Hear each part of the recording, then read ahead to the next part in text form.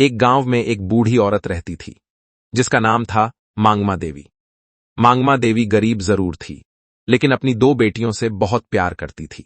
उसकी बड़ी बेटी गीता पढ़ाई में बहुत तेज थी और छोटी बेटी सरिता घर के सारे काम संभालती थी।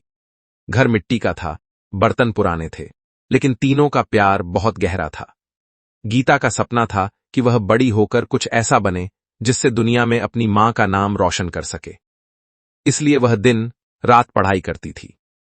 तूफान आए या गर्मी पड़े, वह मिट्टी के घर में जलती हुई लालटेन के नीचे बैठकर पढ़ती थी।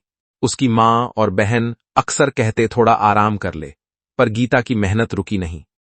सरिता हमेशा गीता का हौसला बढ़ाती और घर का हर छोटा बड़ा काम अकेले कर लेती, ताकि गीता का समय पढ़ाई में ही लगे।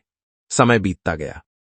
एक दिन परीक्षा का रिजल्ट आया और पूरे गांव में ढोल नगाड़े बज उठे। गीता डीएम बन गई थी।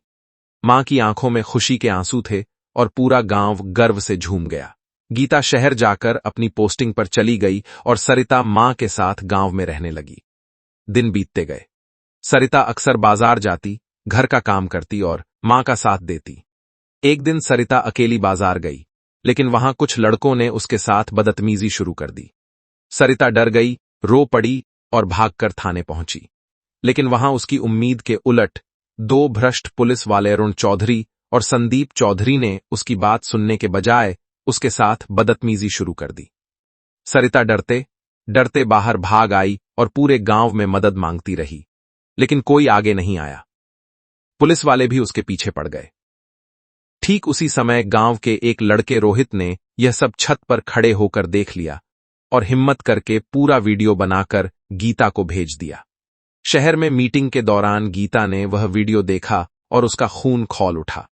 वह कुर्सी से उठी और पूरी पुलिस टीम लेकर तुरंत गांव के लिए निकल पड़ी। गांव पहुंचते ही गीता सीधा घर गई और अपनी बहन सरिता को देखकर उसे जोर से गले लगा लिया। दोनों बहनें फूट फूट कर रोने लगीं। उसी समय गीता ने सरिता से कहा, आज कोई तुझे छू भी नहीं सकता, चल मेरे साथ। दोनों बहनों ने लाल सूट सलवार पहना और थाने की तरफ निकल पड़ी। पूरे गांव की भीड़ इनके पीछे पीछे चल रही थी। थाने में अरुण और संदीप बेफिक्र होकर कुर्सी पर बैठे चाय पी रहे थे। दोनों ने गीता और सरिता को देखकर गाली गलौज शुरू कर दी। तभी गीता ने बैग से अपना डीएम का आईडी कार्ड निकाला और उनके सामने रख दिया। दोनों पुलिसवालों के चेहरे का रंग उड़ गया। पूरा थाना शांत हो गया, जैसे किसी ने आवाज खींचकर बंद कर दी हो। गीता ने पूरे गुस्से में कहा, बहन पर हाथ उठाया है, अब कानून उठाएगा तुम्हें। दोनों पुलिसवाले कांपते हुए खड़े हो गए, हाथ जोड़ लिए और माफी मांगने लगे।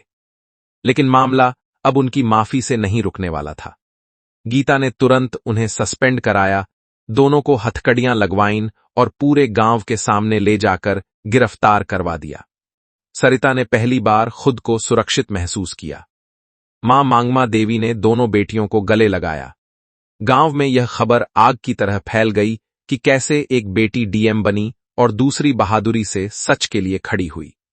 और कहानी का आखिरी संदेश यही है, जब बेटियों को पढ़ाया जाता है तो वही बेटियां पूरे परिवार और पूरे समाज की रक्षा करने की ताकत बन जाती हैं। वीडियो अच्छा लगा है तो हमारे चैनल को सब्सक्राइब करें।